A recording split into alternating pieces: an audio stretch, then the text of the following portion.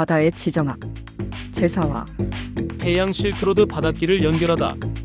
바다에는 육지의 길과는 또 다른 실크로드가 있었다.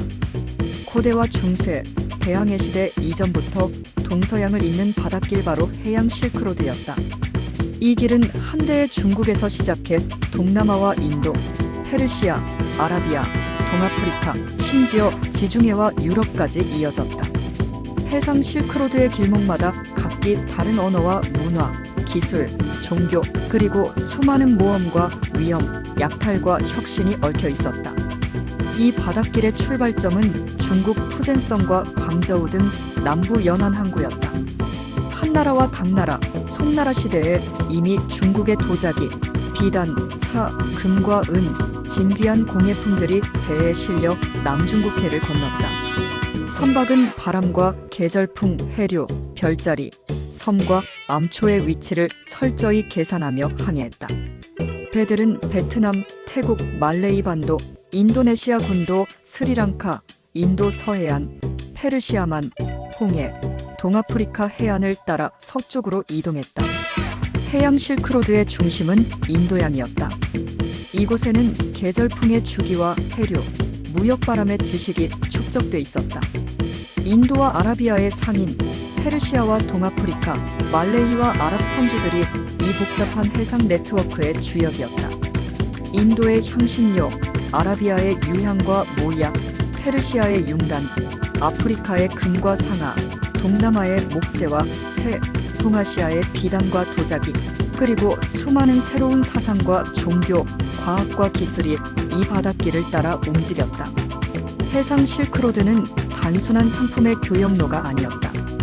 불교, 힌두교, 이슬람, 기독교까지 다양한 종교가 해상 실크로드를 타고 전파됐다.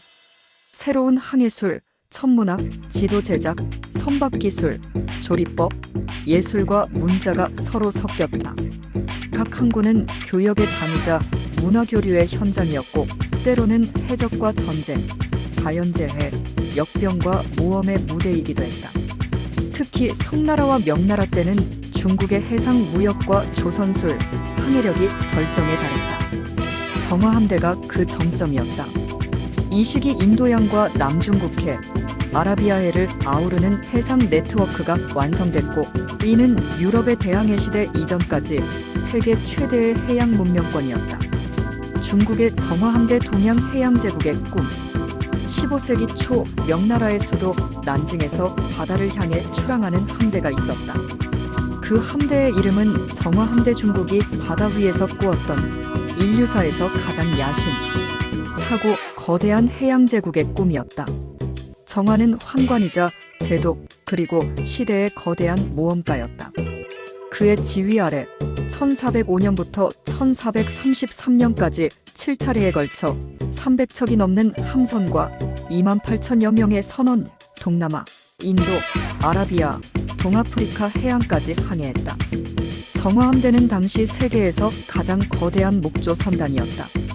길이 100m가 넘는 보선, 각종 보급선, 무장선, 호위선이 연이어 바다를 가르며 항해했다. 이 함대는 단순한 무역이나 외교 사절단을 넘어 명나라의 위엄과 문명, 그리고 황제의 천명을 바다 건너 세상에 알리는 거대한 제국의 퍼레이드였다. 정화함대는 말라카 해역, 인도양, 페르시아만, 심지어 아프리카 동해안 모잠비크까지 이르렀고, 돌아오는 길에는 기린지라프, 사자, 낙타, 희귀한 향신료와 보석, 각국의 사절단을 실어왔다. 정화의 항해는 단순히 무력 시위가 아니었다.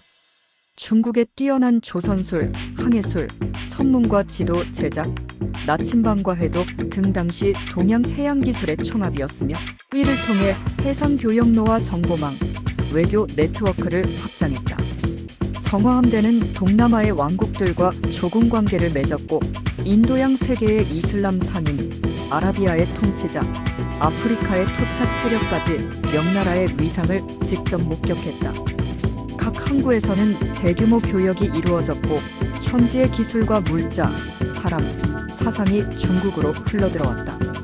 그러나 이 거대한 해양 제국의 꿈은 오래가지 못했다.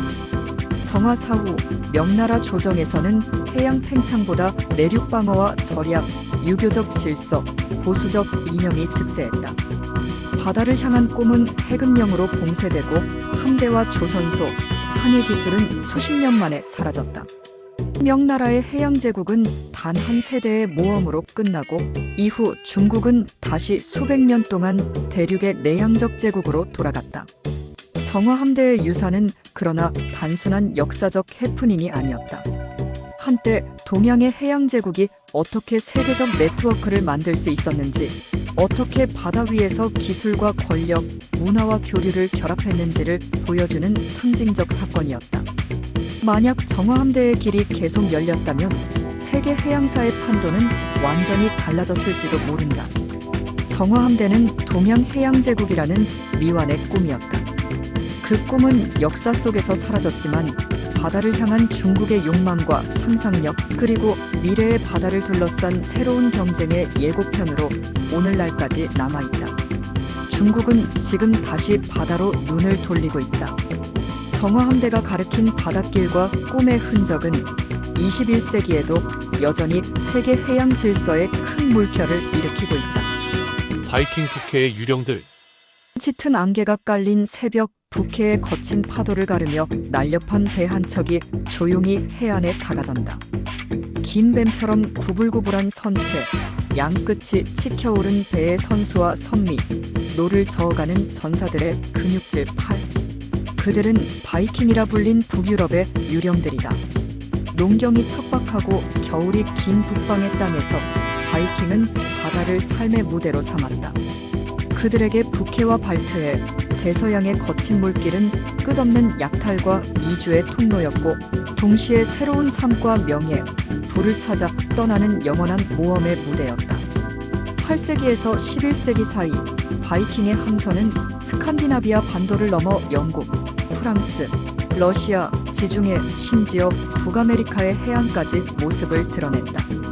그들은 단순한 약탈자가 아니었다. 예리한 항해술과 조선술, 지도 제작 능력, 해류와 별자리에 대한 지식으로 무장한 바다의 전문 인력이었다. 바이킹의 롱쉽은 깊지 않은 해안도, 얕은 강도 자유자재로 오갈 수 있었고, 순식간에 상륙하여 도시를 약탈하거나 새로운 정착지를 세웠다.